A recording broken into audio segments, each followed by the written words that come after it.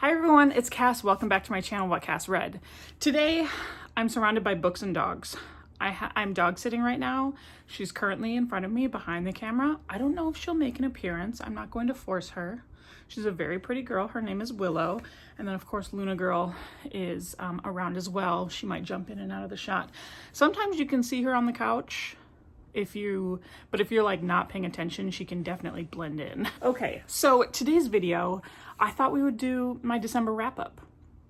If you want to see what I read in the month of December, let's go ahead and get to it. So I thought I was going to be like really, I thought I was going to have this like nice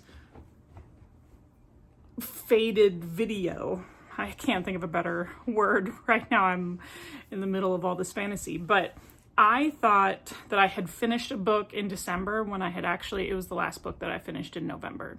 And the reason why I thought it would be a fun video to film with that book in here was that was like my most surprising read of the year for 2024, and I absolutely loved it. The last book that I read for 2024 was my most disappointing book of the year. So I was like, I read my most surprising and my most disappointing in the same month.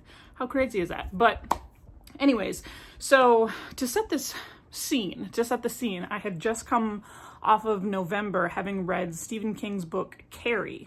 I filmed a vlog of reading Stephen King's Carrie and Holly, which were his first and his last published novels before the upcoming year.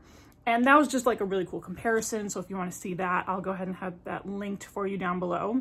But Carrie was the surprise 5-star for me. And that was the last book that I read in November. So I was coming off of this high and kind of like in this mood for a challenge for myself to like compare it to Stephen King's most recent novel.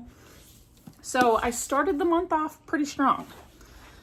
Can we get this in there? Okay, I started the month off pretty strong with Holly, written by Stephen King. This is book number 3 in the books that he's written about Holly Gibney. She's a character that we have met before, and she's a character that I have grown to love, and I really cherish this character. I ended up giving this book a 4 out of 5-star rating. I thought it was going to be higher. I actually thought it was going to beat out Carrie, but Carrie just was the surprise of the year and ended up getting that 5-star. Now, this book, this is actually Holly's first novel just as her as the protagonist. She's been a character we've met before, and then she also had a short story in another Stephen King short story collection. But this is the first time that she's featured on her own as protagonist. You don't need to have read any of that stuff before you get to this one. It's just so you know, that's where she kind of came from. So this actually was really intriguing because there were a few time jumps in here. But for the most part, this book took place in 2020/2021, smack dab in the middle of the pandemic. So the COVID protocols and people's thoughts and fears about the pandemic were a very, very big, like, character, just like a character tick for some of our characters. It didn't necessarily drive the plot forward, but it was kind of always looming in the background. So this takes place in the Midwest somewhere. I don't know if it's Chicago. I feel like it's in Chicago or one of the like northern Great Lakes cities. Not necessarily as far north as Minnesota, but one of the ones around there, because I don't know if Holly has stuck around in Chicago or not. I feel like she has, because Jerome, who was another character that we've met before, he was still in here, so maybe it is still Chicago. Okay, so we'll go with that. It takes place in Chicago, very recent history, so the middle of the pandemic, and Holly Gibney is partners with this retired police detective, and she runs her own private detective agency. How she got to that point is kind of the whole Mr. Mercedes trilogy that we first meet her previous partner, Bill Hodges. So she's running the agency, and This woman calls on the phone, just incredibly frantic. She's very, very pushy, but she's pushy for a reason, because her daughter has gone missing and she is trying to hire Holly Gibney to help because she's gotten nowhere with the police. So that's our setup. In true Stephen King fashion, we get a few little time jumps. We get perspectives of the bad guy. We just get a really, really fun story. That's why I gave it 4 stars. So that's why I said you can read this without any of the previous knowledge of what we've read before from Holly, and I think you would enjoy it. There was a huge spoiler in my vlog, but I left that toward the end, of like the type of bad guy that we're chasing. It's a very big plot point as well.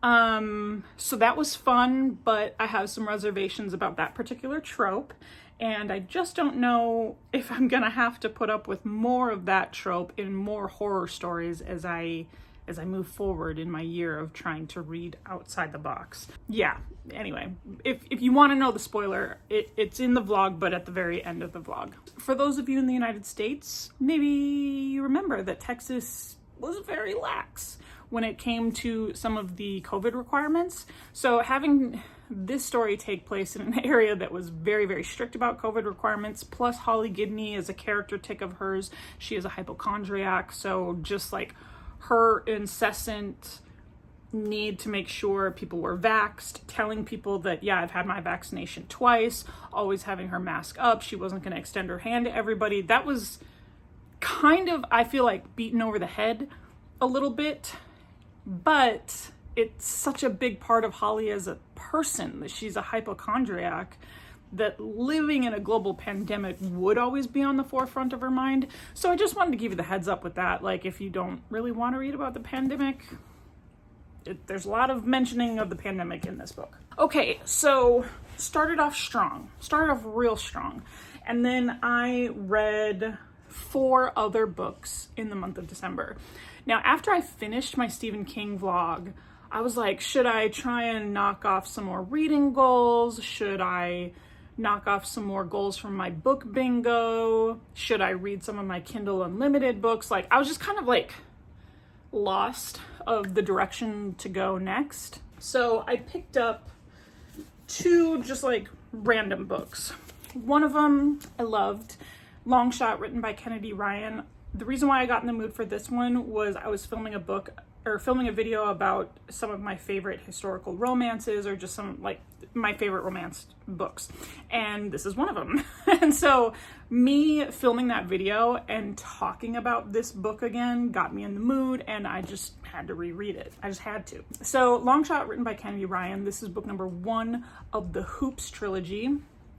This follows a young woman named Iris. She grew up in New Orleans, 9th Ward. She and her family are survivors of Hurricane Katrina. Then we meet August, who is this hotshot college basketball player. So they have this really insane meet cute, but this story is full of forbidden longing, because she is actually dating his just severe arch rival, who's a total asshole. And this book deals with such heavy topics. What I have learned about Kennedy Ryan is you better go in there like ready, have the triggers already read, because she covers the heavy stuff and she is not pulling her punches. And I think she treats these delicate topics extremely well, which is why this is one of my favorite romance novels. It deals with domestic violence. It deals with childhood trauma and childhood abuse. It's chock full of all these things, but at the heart of it, there's just an amazingly strong female character who relies upon family, loved ones, this potential for love with our protagonist, August. And, you know, there's a little bit of basketball thrown in there. Not a lot, but it deals more with the topics of domestic violence and growing up in that atmosphere and how to break cycles. And, I just love it so much. So I gave it 5 out of 5 stars. That was a reread. All my 5 stars from December were just kind of like softballs kind of just thrown in there. But I went from long shot to reading Uncultured. I kind of talked about this in my Stephen King vlog. This is Uncultured, a memoir written by Daniela Massignac Young. She is someone that I look up to just kind of on social media, and I think she has a really great message. She grew up in one of the worst religious cults out there. She grew up in the Children of God cult, and this was her memoir. So I've heard her story, and I've heard her on podcasts, and like I said, I follow her on social media. So I went out and purchased her book from her website, so that way I could get a signed copy of it. And I had to DNF this, and this might not be a memoir that I kind of like just storm through. I might have to like pick it up, put it down, pick it up, put it down before I can fully finish it. Because of the heaviness of her upbringing, I barely got past that. But it talks about her, like, I know the story of her life because I follow her on these podcasts and stuff, so I know that she's escaped from the cult. But as soon as she escaped from the cult, then she joined the US military when she was like 18, or after she graduated from college. And I thought that juxtaposition was weird, and that kind of informed some of her research that she does now, because she is a scholar of cults, and she tries to showcase these like destructive patterns of high control groups and unethical leaders. That's kind of her whole thing. So she's at Knitting Cult Lady on Instagram. I don't know if she's on TikTok, she probably is. But she's just a fascinating person. She's very intense. Her memoir was also really intense, so I didn't finish it. I had to put it down. Okay, so after I just was like, I don't really know how I want to finish my year reading wise. I just went straight back into the Sarah J. Maas verse because I finished the first part of ACOTAR, and then I also finished the Throne of Glass series.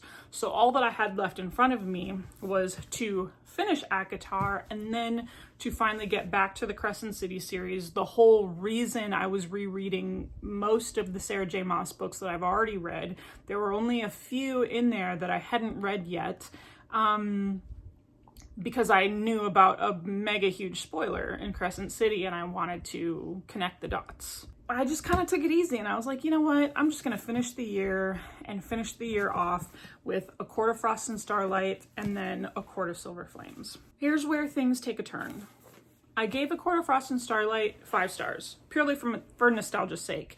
And I read it the week of Christmas, which is kind of funny because this is a novella in the Prythian Fae world. We've got our Night Court, so we've got Rhys, we've got Cassian, Azriel, Feyre, Nesta, everybody. We've got everybody in this novella, and it takes place around their winter solstice holiday time, which is kind of like mirrored it off of Christmas. There's gift giving exchanges and drunken cozy nights by the fire and that kind of thing. When it first came out, I had no interest in reading it because I was like, what is even the point? Like, why do I need a holiday novella in this world after they've defeated the big bad in ACOWAR? But upon reading this, I'm really, really glad I did, because it serves as the bridge to connect us from Feyre and Rhys's story onto the next kind of like generation of the Prythian Fae. And yeah, this was definitely a bridge book. Fun vibes, some depressing vibes just in terms of post-war trauma and healing. And that sets up our character Nesta Archeron for this book. So remember when I said I ended the year on my most disappointing read of 2024? That was this one. I am so upset with A Court of Silver Flames, written by Sarah J. Maas, the last book that has been published in this Court of Thorns and Roses world, with characters that I love so dearly. For me personally, for it to have flopped as hard as it did, that's just my take. And the reason why I call this a flop, because to me, A Court of Silver Flames is basically a smuttier version copy paste of A Court of Mist and Fury. It's like Sarah J. Maas copied her own homework and then changed around some of the characters and changed around a little bit of the order of things, but mostly it was the same huge plot beats, and hoped the teacher didn't catch her. You know what I mean? To me, I was telling my husband this last night. A Court of Silver Flames is to A Court of Mist and Fury the way that The Force Awakens is to A New Hope. If you know Star Wars, tell me I'm wrong. Tell me I'm wrong that The Force Awakens is basically just a copy paste of A New Hope with different characters. You know, some of the plot points are kind of written out of order, but it's the same plot beats. When I was watching that movie in the theater, I was like, I know exactly what's going to happen because I've seen this movie before. That was how I felt the entire time that I was reading A Court of Silver Flames. Like, nothing shocked me, nothing really wowed me, because I was like, I've read this before.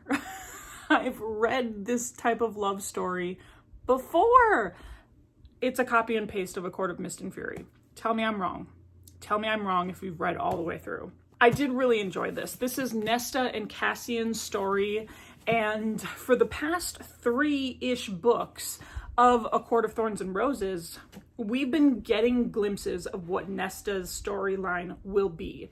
And the build-up for me was much better than what we wind up with in here, and that makes me so angry and disappointed for Nesta. She is dealing with the aftermath of their great battle with Highburn, which takes place in book 3. She's not dealing with it well.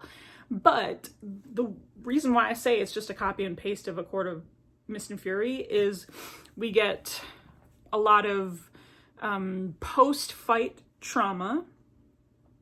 Then we get this intervention type and then training montage. That's a huge reflection of A Court of Mist and Fury.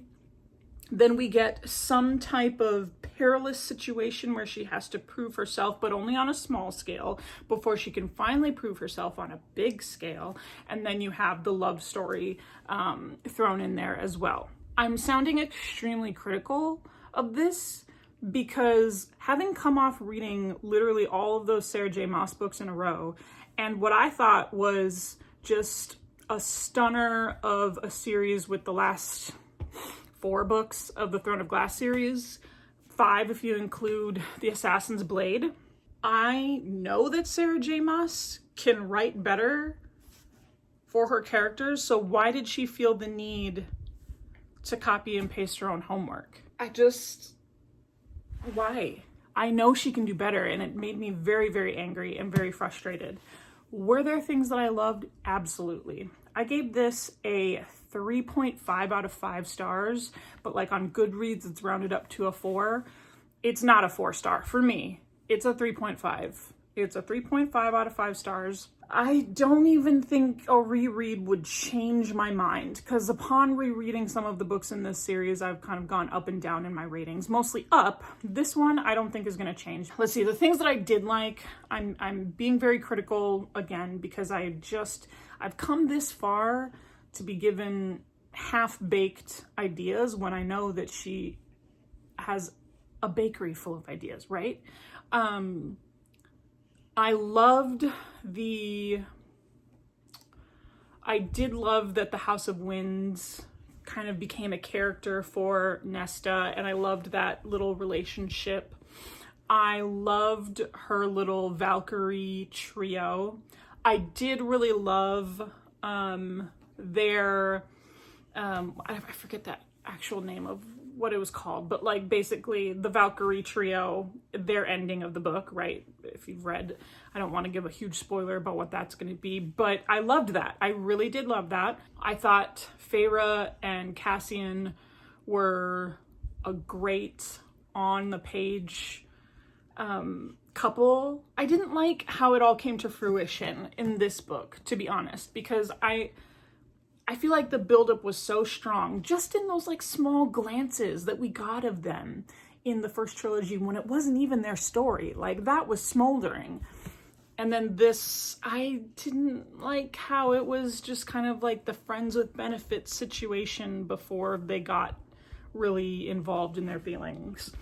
And if I'm comparing it to A Court of Mist and Fury, which is sweepingly romantic, I don't think this one knocked it out of the park in terms of that kind of romance. And maybe you can say that I shouldn't be comparing the two, but why would she basically copy her own work and not expect me to compare the two in terms of the romance, right? Anyways, there's a lot more that I could say about this, and I think I am in a completely different video. But this was my final read of 2024, and it was the most disappointing book of the entire year, and I am kind of miffed about it. That was my December wrap-up. Let me know what you thought of the books I read in December below. If you share any of the same sentiments that I do, please tell me, because I would love a little bit of backup on my opinion. You don't have to. You really don't have to. But if you have made it this far, let's go ahead and put a basketball in the comment section below for Longshot and Kennedy Ryan just being such a stellar author, and we'll end this video on a high note. And then yeah, like, comment, subscribe. All of my social media and my small business links are listed down below. You know how these videos end. I'll talk to you later. Bye.